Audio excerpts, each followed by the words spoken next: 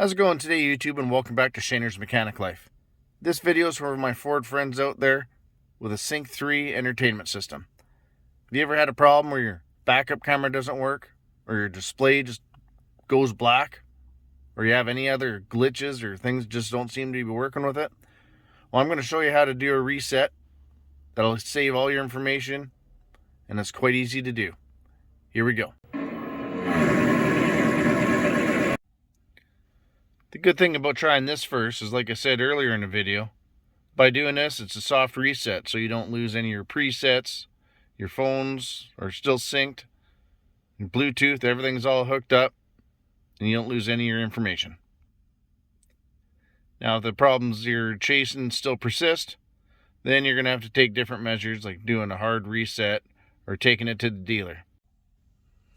So doing a soft reset for your Sync 3 system's very basic. First thing you want to do is just turn your key to the accessory position. And you go down to your controls here. And at the same time, you want to press the power and the skip track button. Press it and hold it for about 5 seconds.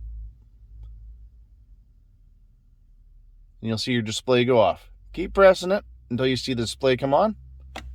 And you can let go.